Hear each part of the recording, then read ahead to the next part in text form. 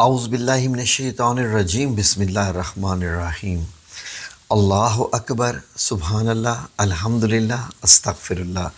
الصلاۃ والسلام علیک یا رسول اللہ وعلی آلک و اصحابک یا حبیب اللہ۔ ناظرین، ہمارے گھروں میں، محلوں میں، شہر میں، معاشرے میں بڑھتے ہوئے جھگڑے اور کچہریوں میں لگتی ہوئی رونقیں، عدالتوں میں لگتی ہوئی رونقیں، یہ کس بات کی دلیل ہیں؟ کیا ہم میں آخرکار کیا ایسا کچھ زیادہ ہو گیا ہے کہ وکیلوں کے کاروبار اور چمک گئے، عدالتوں کے، کچہریوں کے، تھانہ اور اس کے بعد جیل، یہ سارے کام یہ بڑھتے جا رہے ہیں؟ وجہ کیا ہے ناظرین؟ گو کہ ہمارے معاشرے میں فرسٹریشن تو ہے، مہنگائی کی بھی وجہ ہو سکتی ہے، اور اس تمام فرسٹریشن میں آ کے، ڈپریشن میں آ کے انسان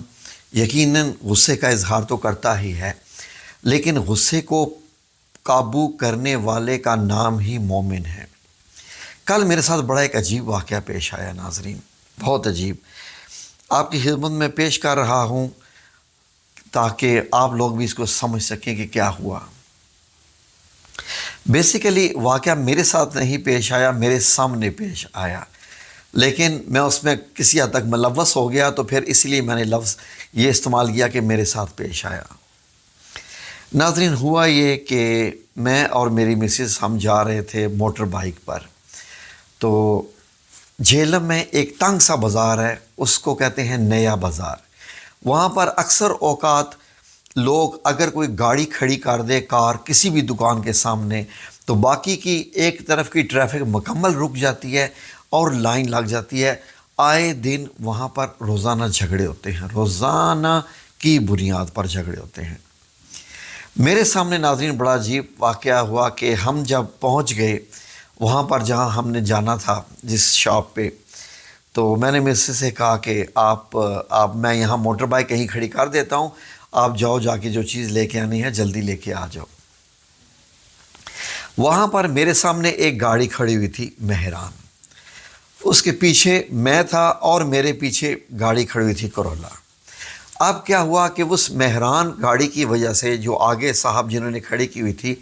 تھوڑی سی ٹریفک رک گئی، پیچھے بلاک ہوگی، آئے دن کی بات ہے، کوئی اس میں نئی بات نہیں تھی۔ لیکن کیا ہوا کہ پچھلی والی گاڑی سے دو بھائی، شاید مجھے بھائی ہی لگ رہے تھے، وہ نکلے اور آ کے اس جو مہران والی گاڑی کے جو صاحب ہیں، وہ جب کہ گاڑی میں آ کے بیٹھ کے جانے والے ہیں، آ کے ان سے لڑنے لگ پڑے باتوں میں،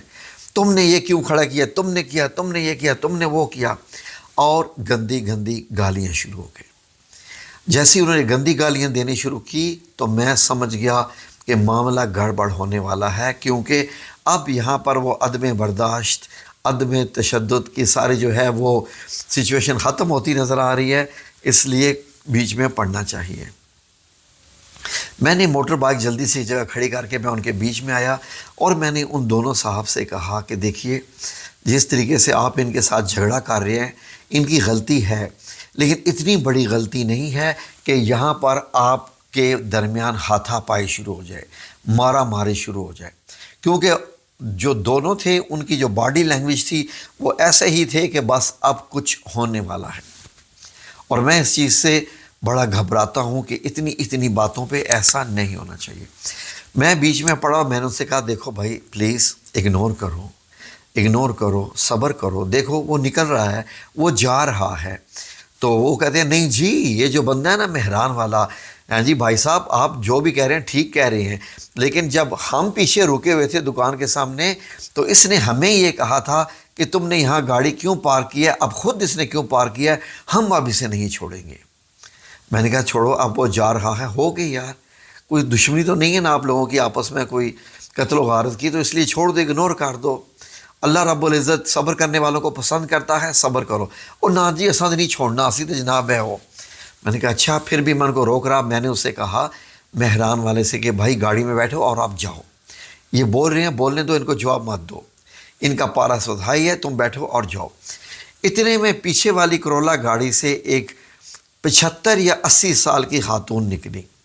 اور آئیں تو میں نے جب دیکھا تو وہ پیچھے سے ہی بولتی ہوئی آ رہی تھی۔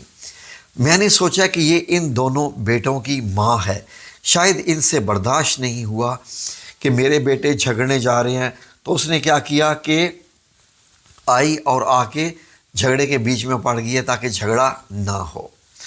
تو میں نے کہا دیکھو ایک ماں ہے، اس کو احساس ہو رہا ہے کہ اپنے بچوں کو جو ہے وہ جھگڑے سے روکنے کے لیے آ رہی ہے۔ میں نے اسے کہا اماں جی آپ فکر نہ کریں، کچھ نہیں ہوتا انشاءاللہ۔ کہتی ہے نہیں جی نہیں، ایسا تو انہوں چھوڑنے ہی نہیں ہے، انہیں سانو جناب جی اس طرح کی میں یہ کیا، یہ تو الٹا خود وہ آئیں اور وہ بھی گالی دینا شروع ہو گئی اس مہران والے کو۔ اب وہ جناب جی وہ ماں آگے اور وہ اس مہران والے کو مارنا چاہ رہی تھی، جو 75 سال کی جی بزرگ خاتون اس کو مارنا چاہ رہی تھی۔ اور وہ جناب میں نے سے کہا یار تم ابھی تک کھڑے ہو جاؤ نا، تو ان کے بیٹوں نے پھر اپنی ماں کو پکڑا کہ اماں ہم نے اس کو کافی سنا دی ہیں، اب آپ پیچھے آ جاؤ۔ وہ کہ نہیں میں تو انہوں چھڑنا ہی نہیں، میں نے تو اس کو چھوڑنا ہی نہیں، اس نے ایسا کیوں کیا، کیوں اس نے گاڑی روکی ہے یہاں پر، اس نے ہمارا راستہ روکا ہے۔ میں نے کہا لو، میں تو سمجھا تھا کہ یہ بزرگ خاتون ہے، یہ تو بڑی اللہ کے قریب ہیں، انہوں نے تو ان کے اندر سے تو جوش اور وہ جنون اور وہ لڑنے کی جو ایک ہوتی ہے وہ تو ختم ہو جانی چاہیے، ان کو تو ڈرنا چاہیے اب کسی بھی لڑائی جھگڑے سے۔ تو یہ اگر خدا نہ خواستہ اگر وہ جو مہران والا ہے، اگر وہ مہران والا کیا کرے کہ الٹا اگر اس بزرگ خاتون کو جواب دے دیتا جس طریقے سے وہ گندی گندی گالیاں دے رہی تھی، تو ان بیٹوں نے کیا کرنا تھا کہ اب انہوں نے نہیں رکنا تھا، اب قتل و غارت تک بات پہنچ جانی تھی۔ میں نے جلدی جلدی لوگوں کو بیچ میں نے لایا، میں نے کہا جی آئے نا ذرا ان کو پیچھے دونوں بھائیوں کو کھینچے، اماں جی آپ جائیں، بات ختم ہو چکی ہے، بات ختم ہو چکی ہے، آپ جائیں جا کے گاڑی میں بیٹھیں۔ وہ جا رہا ہے بندہ، اس کے جناب اتنے میں پھر گاڑی میں اس کو بٹھا کے دونوں بھائیوں کو اور ان جو بزرگ خاتون تھی، میں نے ان سے کہا کہ آپ پلیز آپ جائیے گاڑی میں بیٹھے۔